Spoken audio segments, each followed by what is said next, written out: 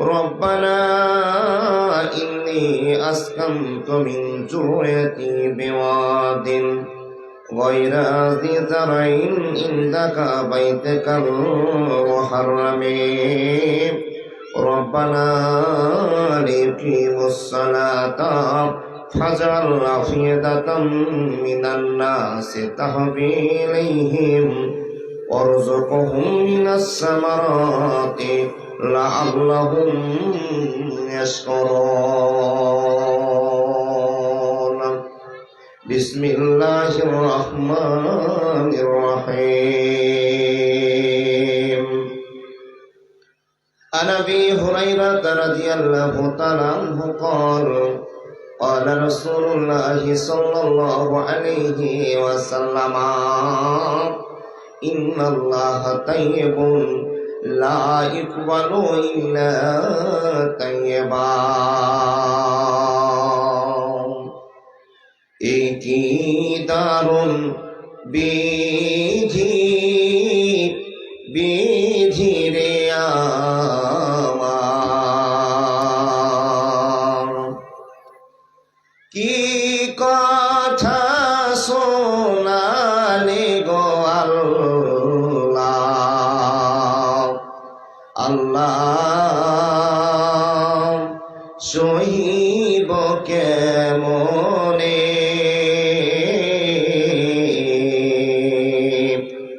একই দারুণ বিধি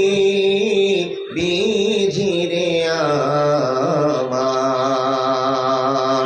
হাইনা বিজির ইন্তেকালে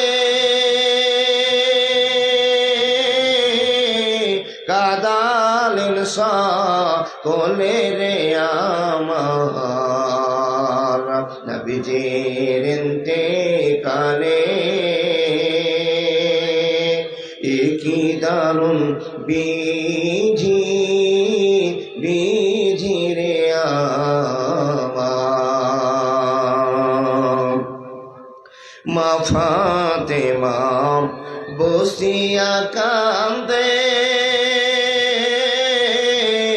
বাবাজির ইন্তেকালে রে আমার নবীজির ইন্তেকালে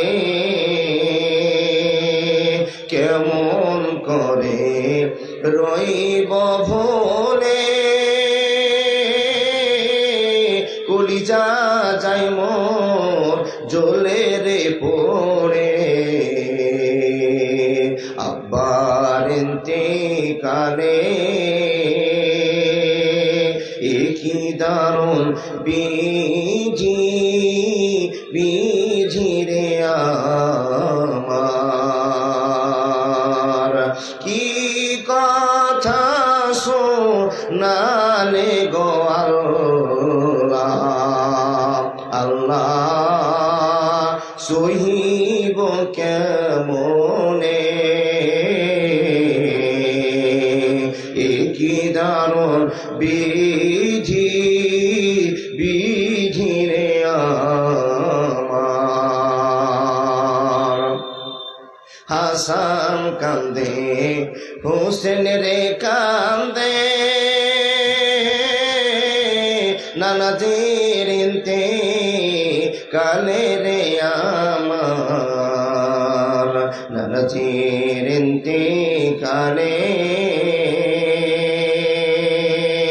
হাইনা বিজির ইন্তেকালে কাদালেন সকলে রে আমার নবীজির ইন্তেকালে একি দারুণ বিধি রে আমার হযরত বেলাল বসিয়া কান্দে নবীজির ইন্তেকালে রে আমার নবীজির ইন্তেকালে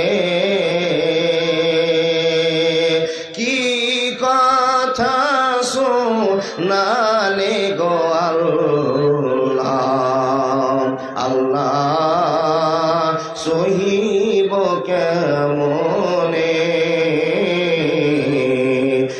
কি দারুণ বিঝি বিঝি রে আমার কি দারুণ বিঝি বিঝি রে আমার কি দারুণ বিঝি বিঝি রে আমার।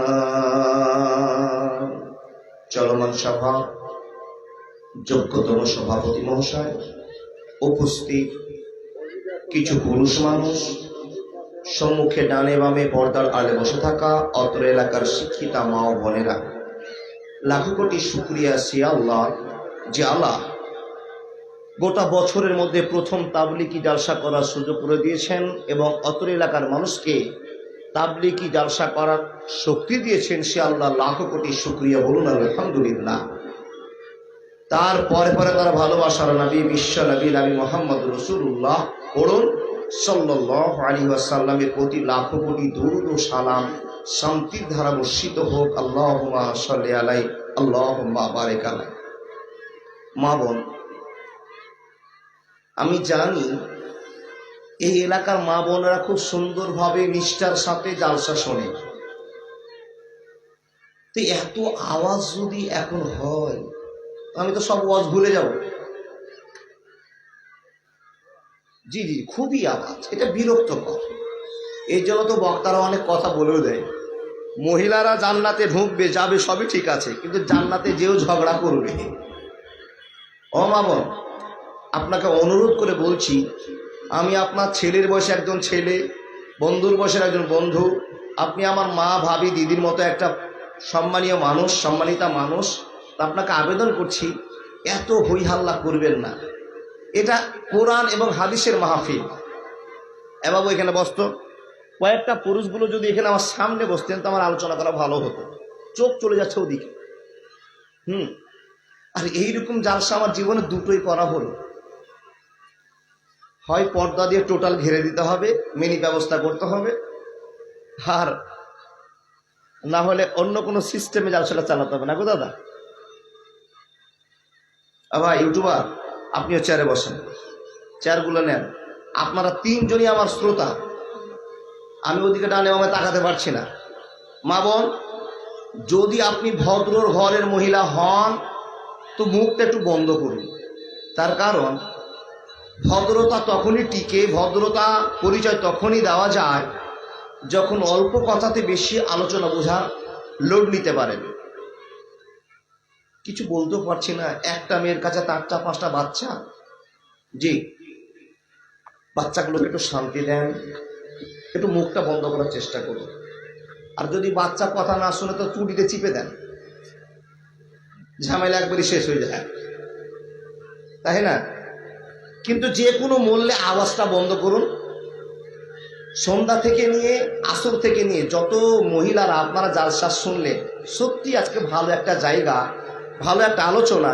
আমি আমার বছরের প্রথমে এরকম একটা সভা পেলাম যে শুধু মহিলাদেরই নিয়ে আলোচনা করা হবে, মহিলারাই জালসাতে আসবে আর জালসা শুনে ওরা চলে যাবে। মাইক ম্যান একটু দেখবেন আওয়াজটা টুটু করছে।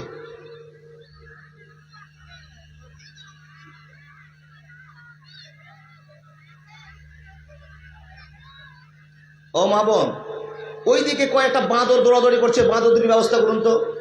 ওই যে 3টা বাঁদর বেরিয়ে এসছে,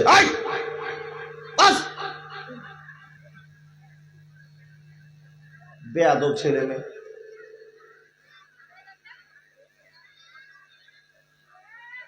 ভালো কচু আলু হলে অল্প জালে সিঝে, আর ভালো ঘরের বেটি হলে এক কথাতেই বুঝে।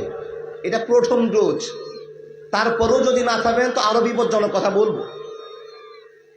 ঠান্ডা হয়ে যান। এই ডান দিকের মেয়ে লোকটি খুব ভেজাল করছে। মাশাআল্লাহ। ওই ছেলে পিলা বসো বসো, তোমাদের বের করে দেবো একবার। আল্লাহ তুমি এমন বাতাস দাও যেন সব বেলুনটি ফুটে যায়। কিছু ভালো না, ওই বেলুনের অত্যাচারে জালসা বন্ধ হয়ে যাচ্ছে। মাশাআল্লাহ। এই যে ঠান্ডা লাগছে, যার যার বাচ্চা আছে একটু নিজের দায়িত্বে রাখুন। খুব গুরুত্বপূর্ণ আলোচনা আপনাদের সামনে করবো ইনশাআল্লাহ আমার মন থেকে। ও মা বোন, আপনাদেরই জালসা। ভাই বসেন না গো, আমার পুঁজি হারিয়ে যাচ্ছে। জি জি জি, পৃথিবীতে একটাই শ্রেষ্ঠ ধর্মের মানুষ আমরা, যে পরিচয়টা আমাদের ইসলাম ধর্মের মানুষ, আর আমরা মুসলমান মানুষ।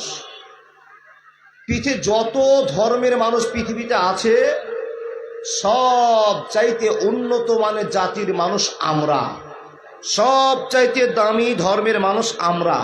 কিন্তু আমাদের ব্যবহার বর্তমানে সব জাতির চাইতে নিচুতে চলতে শুরু হয়েছে। তাই তো আপনাকে বলবো মা বোন, একটু ধৈর্য ধরুন। আর ধৈর্য ধরাটা সবচাইতে বড় পাওয়ারফুল ইবাদত। যাকে আল্লাহ ধৈর্য ধরার শক্তি দিলেন, পৃথিবীর সব চাইতে ভালো আমলটা আপনি পেয়েছেন, সব চাইতে ভালো শক্তিটা আপনি কভার করতে পেরেছেন। যার ধৈর্য বেশি ওর গুণ বেশি, যার ধৈর্য নেই তার দ্বারা গুণাও বেশি। তাহলে আপনি মনোযোগ দিয়ে কথাগুলো শুনুন। আমরা আল্লাহকে বিশ্বাস করি, আমরা আল্লাহকে বিশ্বাস যে করি এর অনেক প্রমাণ আছে। এখানে যতগুলো মহিলা বসে আছেন, আমার সামনে আমার 2-3 জন দাদা বসে আছেন, পিছনে আমার কয়েকজন বাবাজিরা বসে আছেন, তো এতগুলো মানুষের কাছে আমার প্রশ্ন, আমরা কেউ কোনোদিন কি আল্লাহকে দেখেছি? অবশ্যই না, আল্লাহকে আমরা দেখিনি। কিন্তু এত কিছু জানার পর, বিষয় মানার পরে দেখুন, আল্লাহকে দেখিনি, তারপরেও আল্লাহর যে এত ভয় অন্তর আমাদের আছে, যেটা বুঝাবার কথা নয়, বলার কথা নয়। নিশ্চয় আমরা বুঝে গিয়েছি আল্লাহ আমাদের শ্রেষ্ঠ রব, আর তারই আদেশে আমরা দুনিয়াতে চলবো, বলবো, ফিরবো ইনশাআল্লাহ। মা বোন, আমরা সবাই জানি মহিলাদের সামনে হাত দেখা দেখার কোনো সিস্টেম নেই। নাহলে জিজ্ঞেস করতাম কতটি মা নামাজ পড়েন। তো আজ থেকে 10 বছর পূর্বে যতগুলো মহিলারা নামাজ না পড়ছিল, আলহামদুলিল্লাহ বর্তমান সমাজে তার চাইতে অনেক গুণ বেশি মহিলারা নামাজি হয়ে গেছে আলহামদুলিল্লাহ। মহিলারা নামাজি ভালো, আর অনেক মহিলারা নিজের স্বামীর সঙ্গে যুদ্ধ চালাচ্ছে, স্বামীকে কি করে নামাজি বানা যায়। তো স্বামীকে নামাজি বানার জন্য এত চেষ্টা করছেন, আজও পর্যন্ত আপনার স্বামী নামাজি হলো না, আপনার বেটা নামাজি হলো না, আপনার বেটি নামাজি হলো না, আপনার মা বাবাকে আপনি নামাজি বানাতে পারলেন না, আপনি আপনার শ্বশুর শাশুড়িকে নামাজি বানাতে পারলেন না। আপনি আল্লাহর কাছে দোয়া করছেন, আল্লাহ আমি তোমার কাছে পরিচয় দিয়েছি আমি একজন তোমার বান্দি, আমি একজন সত্য মহিলা, আমার পেট পিঠ আল্লাহ আমার স্বামী ছাড়া কেউ দেখিনি। হে রব, আমি তোমার ভয়ে নামাজ, রোজা, হজ, যাকাত করি এবং পর্দা করে চলি। তুমি আমার কথা শুনে আমার পরিবারের জীবনটাকে তুমি পাল্টিয়ে দাও। হাজার হাজার মহিলারা আছেন, কোনো কোনো মহিলা আল্লাহর কাছে এই দোয়াটা করেন। মুসলমান যার কাছে মাথা নত করে তার নাম আল্লাহ। মুসলমান আল্লাহ ছাড়া আর কারো কাছে মাথা নামায় না। পৃথিবীতে যতদিন বাঁচবো আল্লাহ ছাড়া আর কারো কাছে মাথা নামাবো না ইনশাআল্লাহ। আপনারাও মা সঠিক জায়গাতে কারো কাছে মাথা নত করবেন না এক আল্লাহ ছাড়া। দেখুন সময় পার হচ্ছে, আমি আপনাদেরকে আলোচনা শোনাতে আরম্ভ করলাম। আপনি একজন দামি মহিলা, আপনার দাম কোরআনে হাদিসে অনেকবার বর্ণনা হয়েছে। কিন্তু আজকে যে বিষয়টা আপনাকে আমি বুঝাতে চলেছি সেটা হলো, ও মা বোন, আপনি যে পৃথিবীর এত শ্রেষ্ঠ দামি সম্পদ, নবীজি বলছেন পৃথিবীতে যত টাকা পয়সা, সোনা দানা, ঘর বাড়ি, জাহাজ, হেলিকপ্টার, রকেট যা আছে, যত পৃথিবীর সম্পদ আছে, সব চাইতে দামি সম্পদের নাম হলো একটা সাচ্চা ইমানদারনি মহিলা। মাগো, ও বোন, দিদি, আপনি কি সাচ্চা মহিলা হতে পেরেছেন? আমার প্রশ্ন আপনার কাছে, আপনি কি সেই রকম সাচ্চা মহিলা হতে পেরেছেন যেই রকম কোরআন হাদিসে প্রমাণ আছে? তবে মাওলানা, আপনি যে প্রশ্নটা করলেন উত্তর দেওয়ার জায়গা নেই, না তো উত্তর দিতাম হ্যাঁ আছে। আপনি কি কাজ করেছেন? বলে আমি নামাজ, রোজা, হজ, যাকাত যথেষ্ট করি, স্বামীরও সেবা করি, আমি ফরজ যেগুলো কাজ সে কাজগুলো মেনে চলার চেষ্টা করি আলহামদুলিল্লাহ। মা বোন, আরেকটা আপনার কাছে প্রশ্ন, যদি আপনি আপনাকে চিনতে চান, আপনি আপনাকে চিনতে চান, তাহলে একটা কর্ম করতে হবে। কি কর্ম? আপনি নামাজ রোজা হজ জাকাত ঠিকই করছেন, কিন্তু এই হজ জাকাত নামাজটা আপনার আল্লাহর কাছে কাজে লাগছে কি না, এর জন্য একটা পরীক্ষা আপনার কাছে আছে। কি পরীক্ষা? তো এই পরীক্ষাটার নিয়ম হলো, আপনি 2 রাকাত নামাজ পড়বেন। নামাজ পড়ার পর আল্লাহকে বলবেন, 2 হাত তুলে আল্লাহ আকাশের দিকে বলবেন, রব্বানা যালামনা আনফুসানা ওয়া ইল্লাম তাগফির লানা ওয়া তারহামনা লানাকুনান্না মিনাল খাসিরিন। আপনি প্রথম দোয়া সারিটা শিখে নেন। আজকে যতক্ষণ আলোচনা করা হবে, আপনার সঙ্গে দোয়া সম্পর্কে আলোচনা করা হবে। এতগুলো মা সুন্দর করে মাথায় ওড়না দিয়ে বসে আছেন, ইশারের নামাজ পড়েছেন, মাগরিব নামাজ পড়েছেন, ফজরের নামাজ পড়েছেন, জোহর আসর সবই কমপ্লিট করেছেন। স্বামীকে রাজি করে বাড়ি থেকে বিদায় নিয়ে আপনি জালসা শুনতে এসেছেন।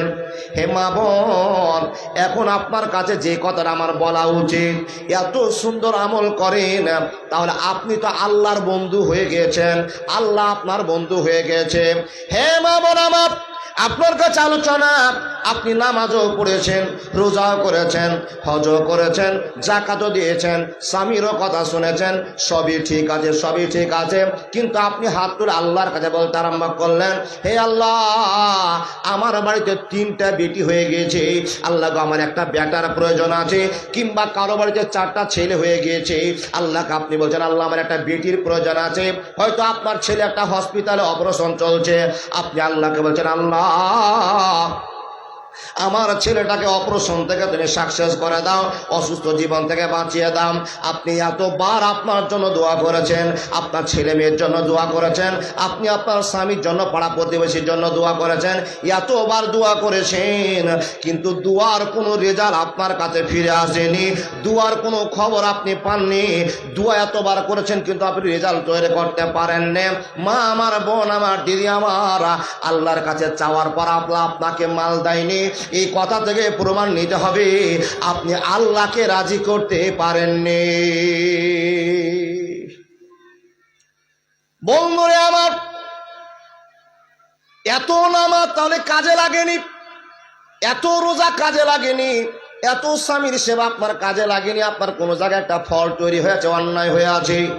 নাহলে আল্লাহ তাবারাক ওয়া তাআলা বলছেন, ওয়া ক্বালা রাব্বুকুম উদউনি আস্তাজিব লাকুম ইন্নাল্লাযীনা ইস্তাগফিরুনা আন ইবাদাতি সায়াদখুলুনা জাহান্নামা দাখিরিন, সায়াদখুলুনা জাহান্নামা দাখিরিন। বন্ধুরে আমার, মা বোন, মনোযোগ দিয়ে আপনি শুনতে আরম্ভ করবেন। আল্লাহর কাছে দোয়া করলে সকল মানুষের কথা আল্লাহ শুনতে বাধ্য হয়ে যান, আল্লাহ রাজি হয়ে যান। কোরআনের ভাষায় আল্লাহ তাবারাক ওয়া তাআলা আপনাকে খবর দিয়ে বলছেন, ওয়া ক্বালা রাব্বুকুম উদউনি আস্তাজিব লাকুম ইন্নাল্লাযীনা ইস্তাগফিরুনা আন ইবাদাতি সায়াদখুলুনা জাহান্নামা দাখিরিন। বন্ধুরে, এবার আপনার সামনে কথা বলতে আরম্ভ করলাম। রে মা বোন আমার, আপনি এতবার দোয়া করেছেন, কেন আল্লাহ আপনার কথা শুনেনি? কেন আপনার কথা আল্লাহ মত দেয়নি? কেন আপনি মালটা চেয়েছেন, আপনার কথা কেন আল্লাহ শুনে আপনাকে মালটা দেয়নি? এখানে বুঝে নিতে হবে আপনি আল্লাহকে রাজি করতে পারেননি, আল্লাহকে বোঝাতে আপনি পারেননি। আল্লাহর গোডাউনে মালের শেষ নাই, কিন্তু আপনি আল্লাহর কাছে মাল নিতে পারেননি।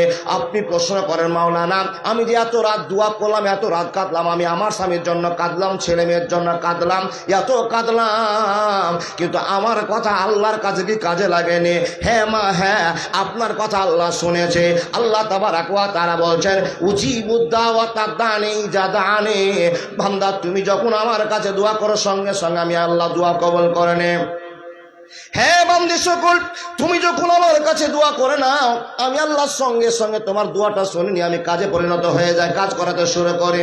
কিন্তু বান্দিরে, অতক্ষণ পর্যন্ত তোমাকে আমি মালটা দিতে সক্ষম হয় না, অতক্ষণ পর্যন্ত তোমাকে আমি মালটা দিতে চাই না, যতক্ষণ তুমি অরিজিনাল না হয়ে নিজে পবিত্রতা হাসিল না করে অরিজিনাল মানুষের মতো না দোয়া করতে পারবে, ততক্ষণ পর্যন্ত মাল পাওয়া যাবে না, যাবে না, যাবে না। না। আপনি চট করে প্রশ্ন করে বলবেন, ও বন্ধু এমদাদুল, ও বেটা এমদাদুল, আপনার কাছে আমি জানতে চাই আমরা কি অরিজিনাল নয়? হ্যাঁ হ্যাঁ, আপনি অরিজিনাল মানুষ বটে, কিন্তু আপনার ভিতরটা অরিজিনাল এখনো হতে পারে না। আপনি প্রশ্ন করবেন, কেমন কথা বলছেন? এত সুন্দর করে জীবন যাপন করলাম, তাও কেন অরিজিনাল হতে পারলাম না? হে মানুষের দল, নবী মুহাম্মদুর রাসূলুল্লাহ সাল্লাল্লাহু আলাইহি ওয়াসাল্লাম বলছেন, ইন্নাল্লাহা তাইয়্যিবুন লা ইকবালু ইল্লা তাইয়্যিবা। আপন মানুষ আপন বলে যারে ভাবি সে তো আপন না। আপন আমার মা জননী, অন্য কেহ না। আপন বলে যারে ভাবি সে তো আপন না। আপন আমার মা জননী, অন্য কেহ না।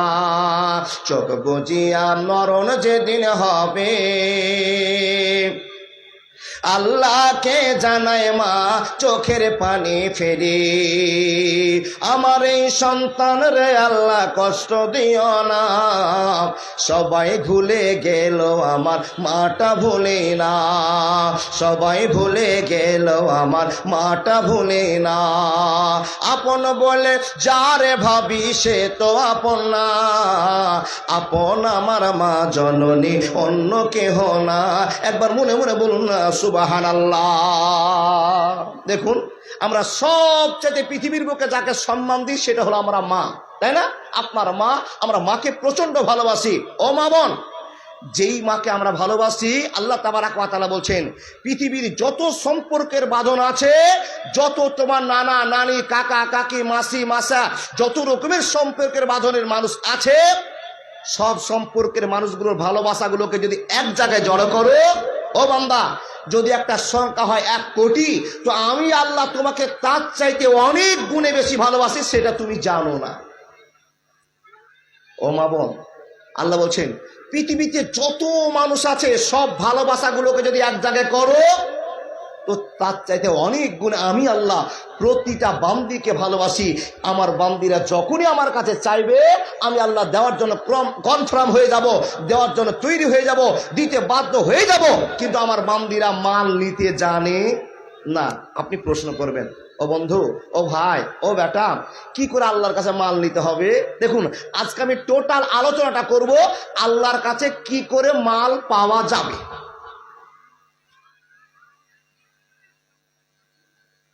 দেখুন মহিলারা, যতটি মা বোন বসে আছেন, যদি আপনাকে জিজ্ঞেস করতাম নামাজি কতটি আছেন হাত দেখান, তা হাত দেখিয়ে দিতেন।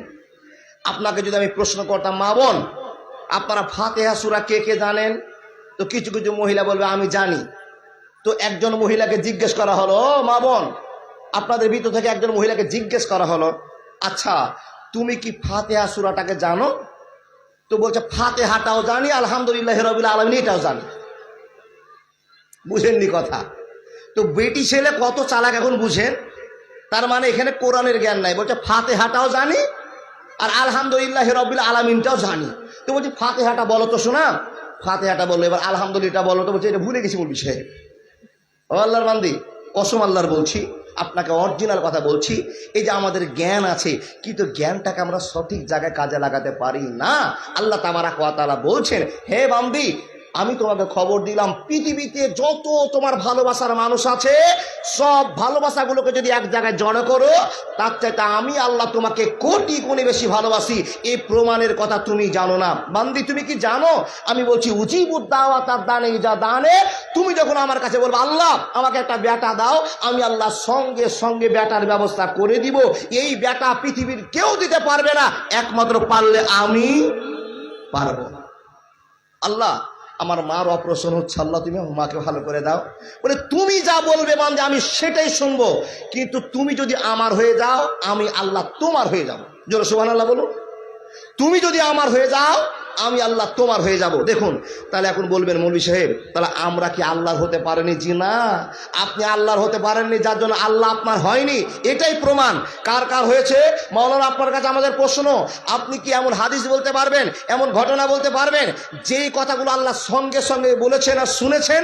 দেখুন দেখুন, আপনার কথায় আল্লাহ শুনেনি, তার ভিতরে বুঝে নিতে হবে আপনার মনে কোনো গোলমাল আছে, ইমানে ফাটল আছে, আপনার আল্লাহকে বুঝাতে কোনো কনফিউশন আছে। কিন্তু যেই মহিলাটার কথা বলবো, সেই মহিলাটার নাম হলো হযরতে সারা। সবাই চিনেন? না না না, চিনেন না, জানেন। ধরেন তো, তোর অপারেশনটা ঠিকঠাক করবো একবার।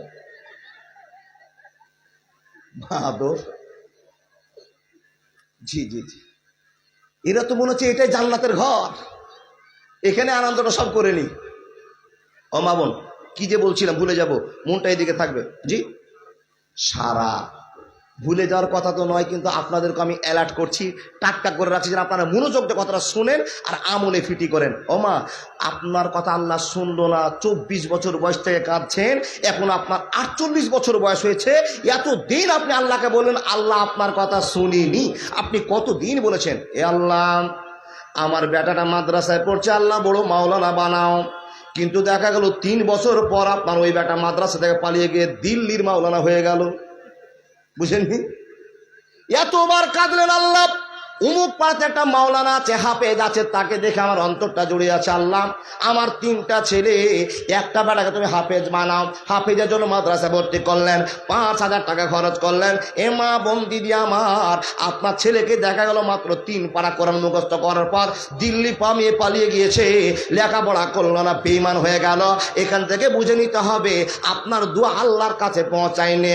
আপনি এত দোয়া করলেন, কাজে লাগলো না। কিন্তু এমন একজন মহিলার কথা বলবো, আপনি বুঝে নিতে পারবেন ওই মহিলাদের মতো হতে পারবো কি পারবো না। নাম তার জরিনা, না না না, নাম তার সখিনা না।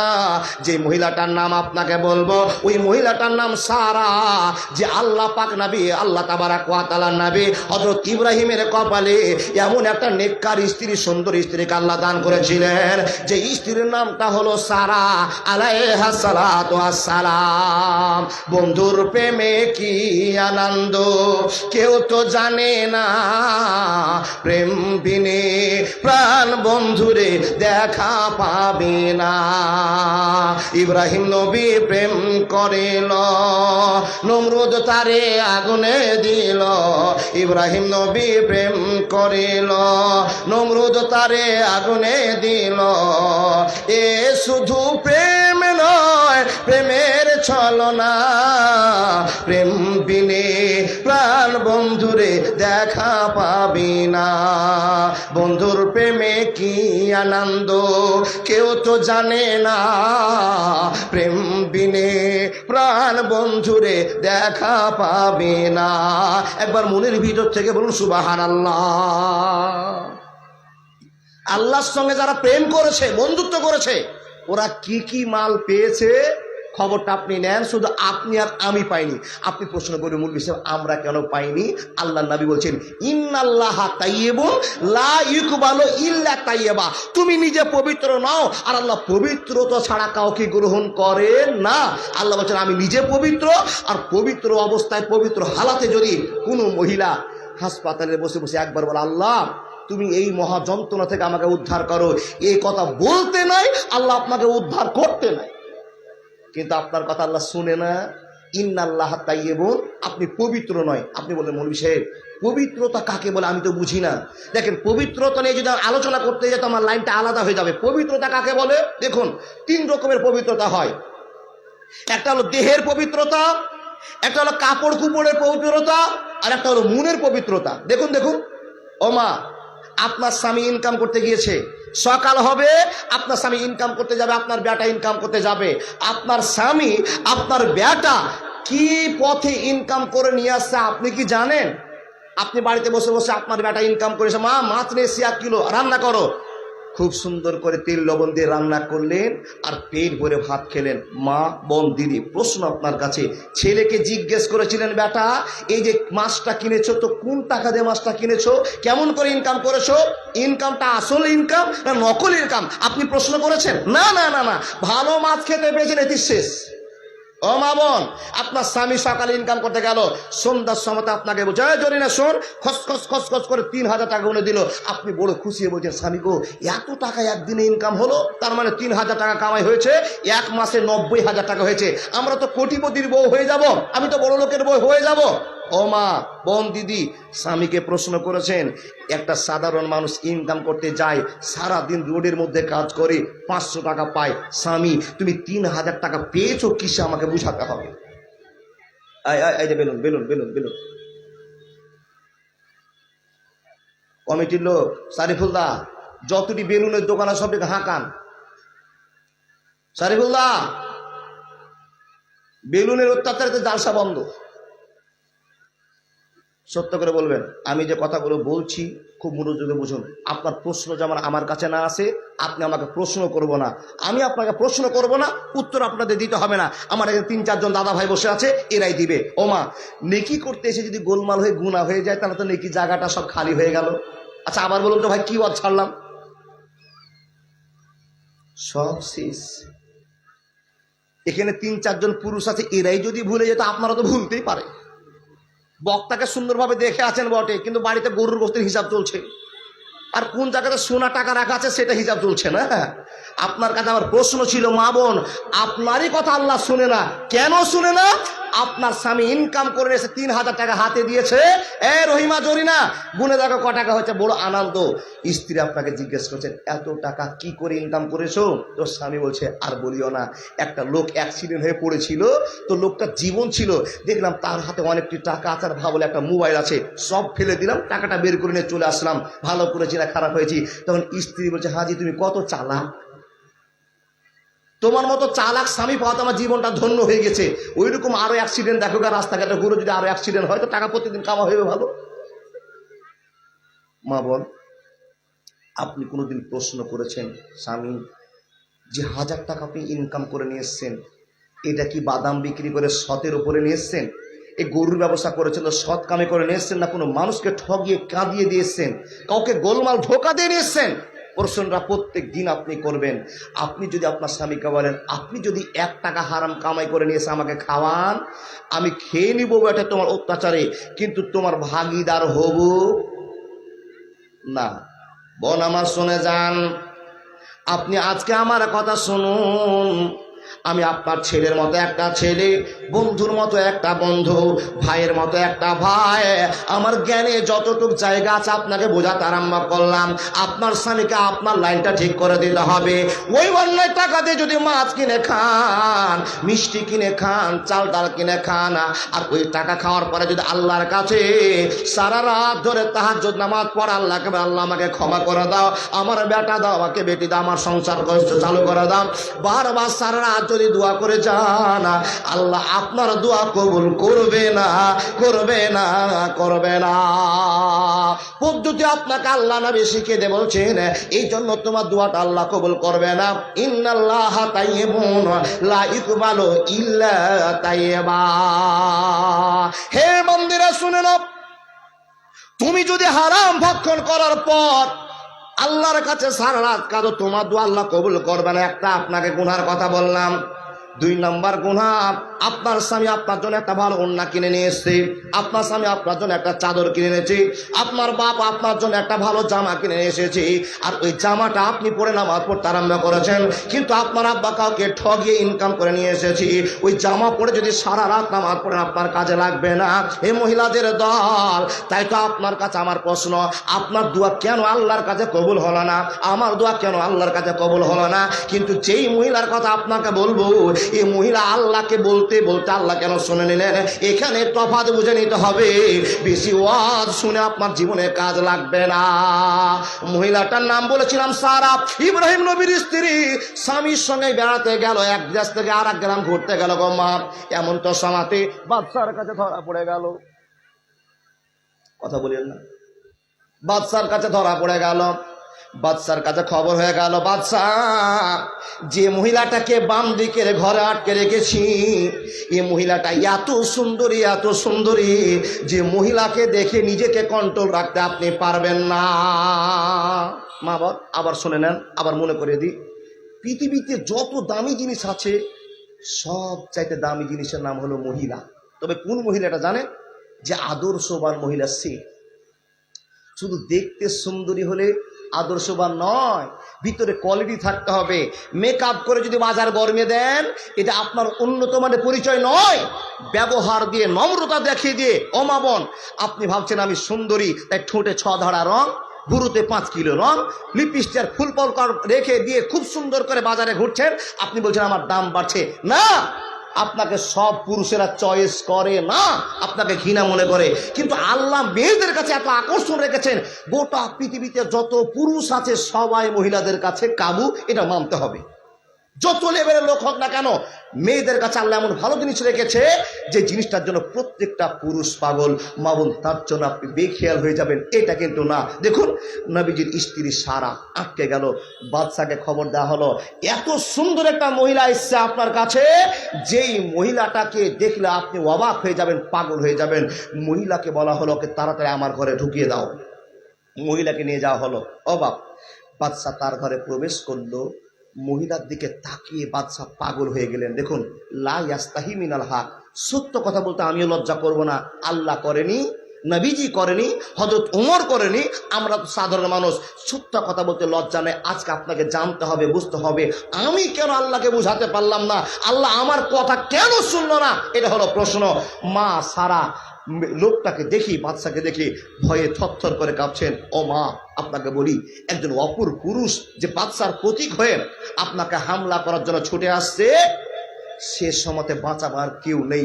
স্বামীকে তো বাধা আছে, আমি এক জায়গায় বিপদে পড়ে আছি, এখানে কেউ বাঁচাতে পারবে না। যে বাঁচাতে পারবে তার নাম আল্লাহ। জোরে বলুন সুবহানাল্লাহ। কেউ বাঁচাতে পারবে না, স্বামীকে বেঁধে দেওয়া আছে, আমি বিপদে পড়েছি, বাদশা আমার উপর অত্যাচার করবে, হামলা করবে, জেনা করবে, মনের স্বাদ মিটিয়ে নেবে। মেয়েটা অবলম্বন করলো কৌশল। আপনি এই সময়তে হয় চোখের পানি ফেলবেন, নাহলে আপনি অজ্ঞান হয়ে যাবেন। একটা অচেনা মানুষকে দেখলে আপনি অজ্ঞান হয়ে যেতেও পারেন। বাদশার সামনে মহিলাটা আল্লাহর সামনে একটা প্রশ্ন তুলে দিয়ে, মেয়েটা আল্লাহর সামনে প্রস্তাব রেখে দিয়ে বাদশাকে বলছে, বাদশা আপনি আমার দেহ চান তো, আপনি আমাকে ভোগ করতে চান তো, আপনি আমার সঙ্গে কামনা বাসনা পূর্ণ করতে চান তো, ঠিক আছে, আপনি আমাকে ভোগ করবেন, আনন্দ করবেন, সব ঠিক আছে, কিন্তু আমাকে একটু সময় দিতে হবে। হ্যাঁ, সময় দেওয়া হবে, কথা হয়ে গেল। সময় যখনই পাওয়া, মেয়েটা জানে এই বিপদ থেকে একমাত্র আল্লাহ ছাড়া কেউ বাঁচাতে পারে না। মনে যে একটা বিশ্বাস জোর, এই বিশ্বাস জোরকে নিয়ে নিজে শুরু করলেন উজু করতে।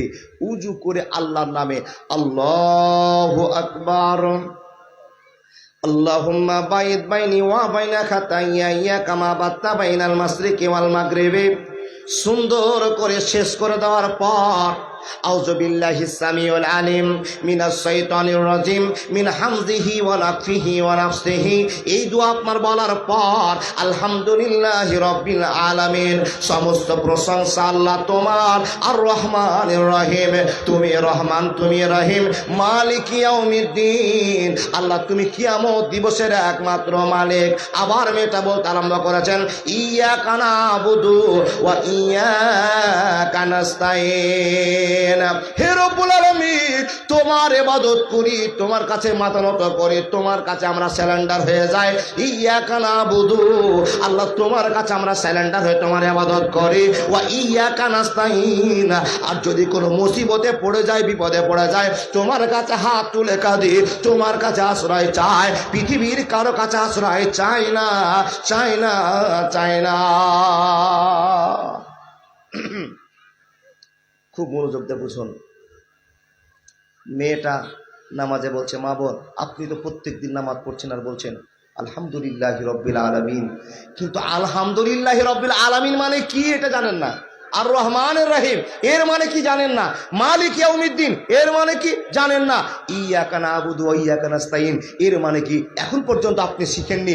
সারা দিন মোবাইল চালাচ্ছেন, কিন্তু মোবাইলকে একবার জিজ্ঞেস করলেন না, এ মোবাইল তুমি বলে দাও সূরা ফাতিহার মানেটাকে।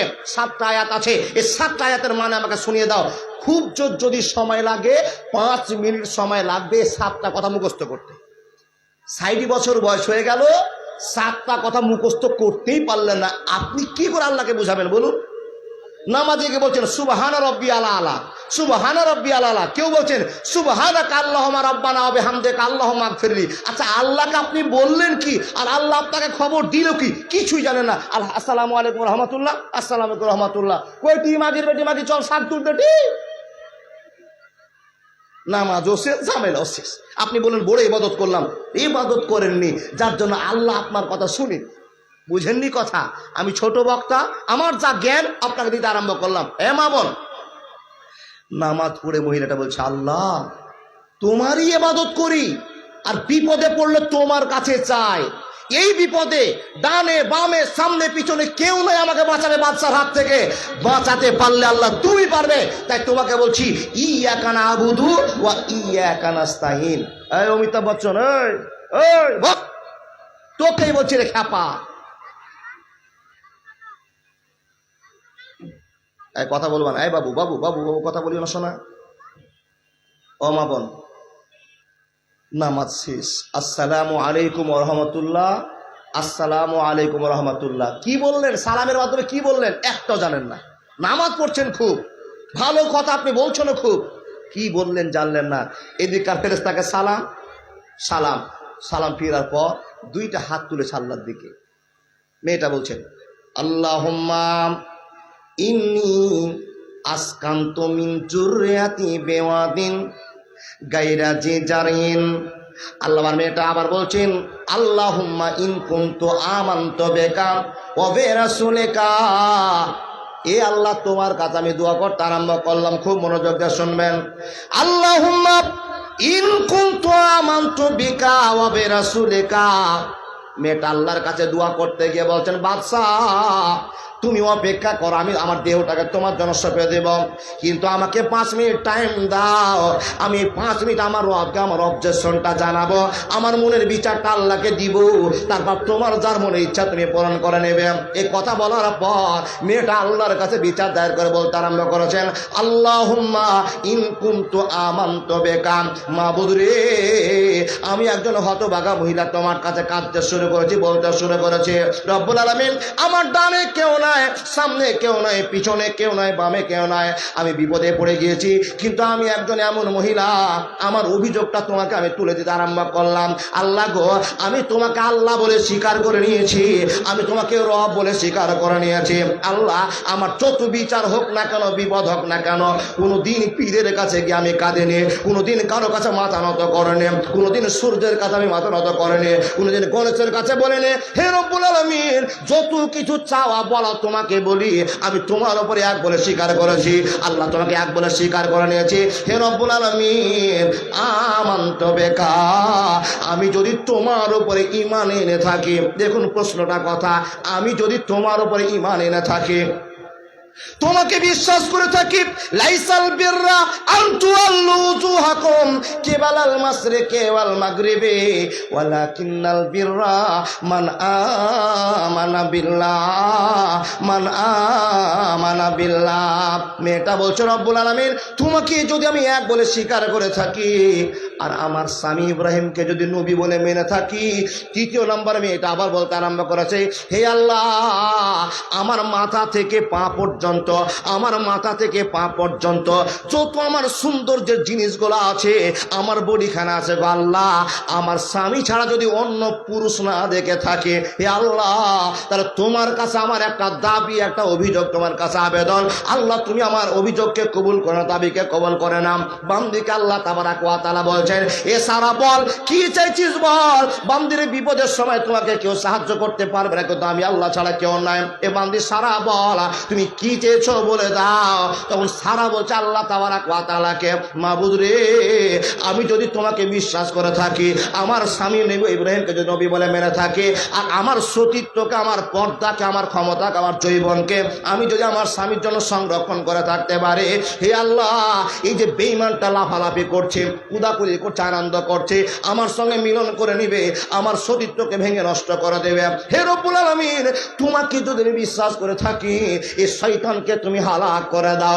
যখনই এই কথা বলা সঙ্গে সঙ্গে বেঈমানের হাত কাটতে আরম্ভ করলো, মনটা দুর্বল হয়ে গেল, ছটছট করে কাঁপতে আরম্ভ করলো।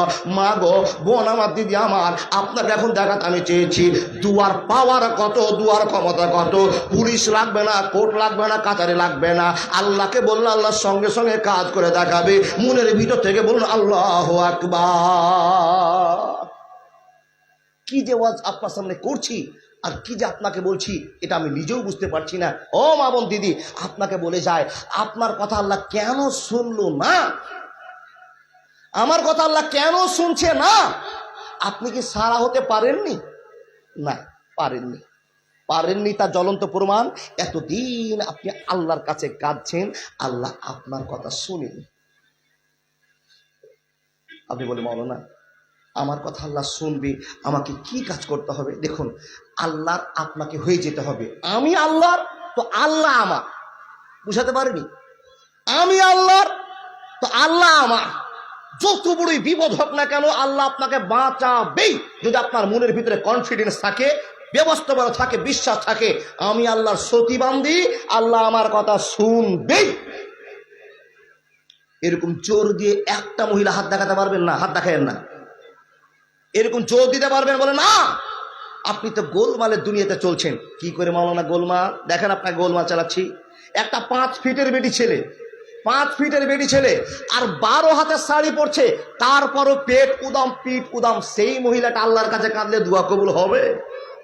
বাবজান, এখন যদি আপনাকে ইঙ্গিত দিয়ে বোঝাতে চায় তো মনটা একটু খারাপ হবে। আপনি একটা সাধারণ বেটি ছেলে, যে কাপড়টা যদি পেঁয়াজ মারেন তো পেঁয়াজ মারতে মারতে মারতে মারতে মারতে এমন আপনার পেঁয়াজ হবে যে পেঁয়াজ খুলতে 3 মিনিট লাগবে। সেই মেয়েটা শাড়িটা পরে শেষ করে দিলে কিন্তু পিঠ ঢাকতে পারলো না, পেট ঢাকতে পারলো না, তারপরও আবেদন করে একজন সাকসেস মুসলমান, আমি একজন ভালো মহিলা। এই ভালোবাসাতে আল্লাহর আবেগে দুনিয়া চলবে না। ও মহিলা, আপনি এত কিছু পড়ার পরও আপনি উলঙ্গ আছেন, এটাই প্রমাণ। বাজার তো খারাপ হয়েছে বাবা। এই যে মোবাইল আসাতে, মোবাইলে যেরকম ডিজাইনের পোশাক মা বোনেরা দেখছে আর সেই পোশাককে বাজার থেকে কিনছে আর নিজের রং ঢংকে প্রদর্শন করছে। ওমা কি বলবো, লজ্জার কথা। দেখুন না, এই মোবাইলটা একবার চালু করলেই পৃথিবীতে যত সুন্দরী মহিলা আছে ওই মহিলারা বুঝে গিয়েছে টাকা ইনকাম করতে হবে। এর জন্য বাজারে যত ছোট পোশাক আছে কিনছে আর সেই পোশাক পরে মোবাইলে পোস্ট করছে, মোবাইলে ছেড়ে দিচ্ছে। আর হাজার হাজার পুরুষ মহিলারা দেখছে আর তাদেরকে দেখার জন্য তাদের একটা অ্যাকাউন্টে টাকা ঢুকছে। ওই মহিলাগুলো বলছে আমি খুব বড় কাজ করছি, কিন্তু মহিলার সমাজটাকে শেষ করে দিচ্ছে, এটা বুঝতে পারছে না। মহিলারা যেইভাবে ছবি ছাড়তে আরম্ভ করেছে, যেভাবে মোবাইলে পোস্ট করছে, ইমান আমল কিছুই টিকবে না, আপনারও টিকবে না সম্মান, আর পুরুষটা তো টিকবে না, টিকবে না, এটা তো বুঝতে পারছি। কি করে বাঁচবেন? বাঁচার যে বড় ভয়ঙ্কর সময় চলে এসছে বাপ, বাঁচতে পারছেন না মা। বাঁচার জন্য একটাই কাজ করতে হবে, ঘরের ভিতরে ঢুকে যান, আল্লাহর সঙ্গে বন্ধুত্ব রাখেন, বাইরের কোনো মানুষের সঙ্গে বেশি সম্পর্ক রাখিয়েন না। সম্পর্ক রাখতে গেলেই বিপদ, সম্পর্ক রাখতে গেলেই বিপদ। ও মা, আপনাকে আমার আমি বুঝাই, আল্লাহ নবীর স্ত্রী সারা যখনই দোয়া করলেন, বাদশাহ থরথর করে কাঁপতে আরম্ভ করলো। কে?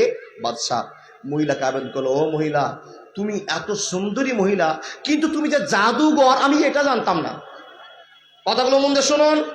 মহিলাকে বলছেন বাদশাহ, এ মহিলা, তুমি সুন্দরী, তোমার লোভে আমি পড়ে গেছিলাম বটে, কিন্তু তুমি যে জাদুঘর কবিরাজি জানো এটা আমার জানছিলাম না। আচ্ছা বলুন, সত্য কি সারা কবিরাজ?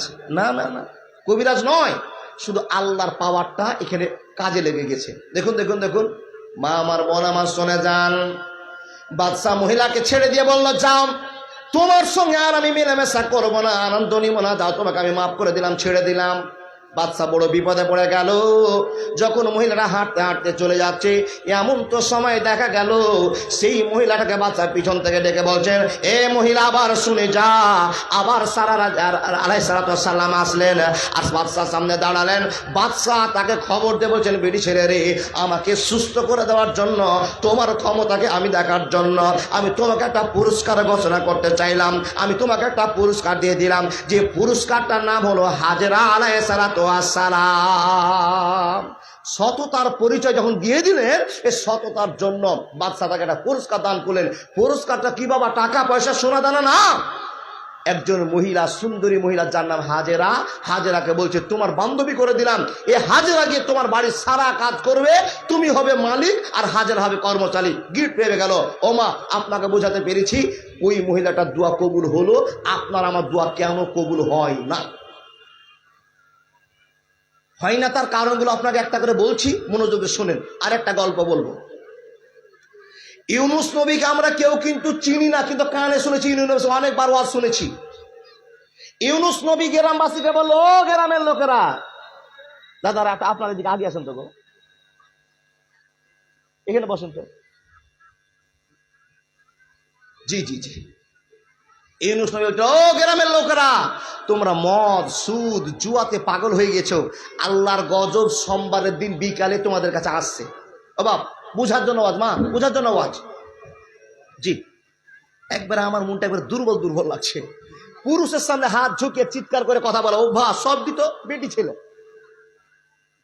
তো আপনার ঝোঁকে ঝোঁকে হাত ঝুঁকিয়ে দিয়েন না, গোলমাল হয়ে যাবে।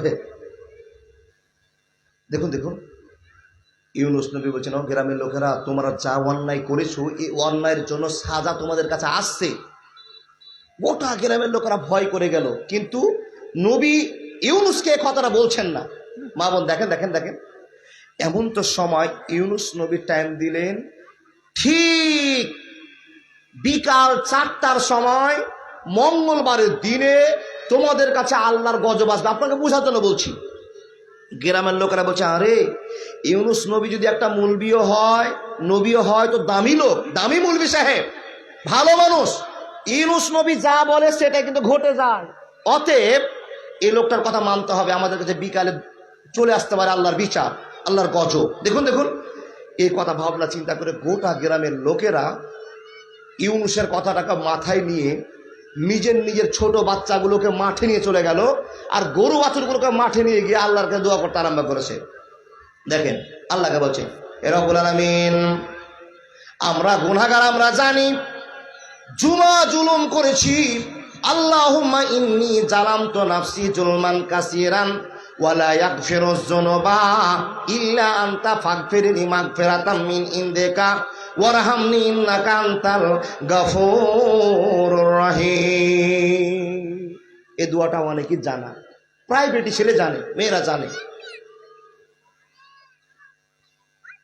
দেখুন, মানুষ যখন আল্লাহর কাছে দোয়া করে তখন সবচেয়ে বড় শিষ্টাচার হলো নিজের গুনাহগুলোকে আল্লাহর কাছে সুন্দর করে সাজিয়ে তুলে দেন।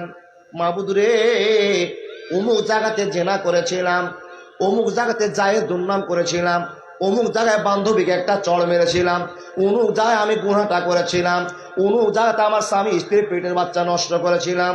মা বোন, আপনি আপনার গুনাহটা আল্লাহর কাছে তুলে দিয়ে আল্লাহকে আপনি বলবেন, আল্লাহ আমি দুনিয়াতে চলতে গিয়ে অনেক বড় গুনাহ করে দিয়েছি, অনেকবারে নোংরামি করেছি, অনেক বড় অন্যায় করেছি। আল্লাহ আমি তো কাউকে জানাইনি, ডাইরেক্ট তোমাকে জানাতে আমি সিদ্ধান্ত নিয়েছি।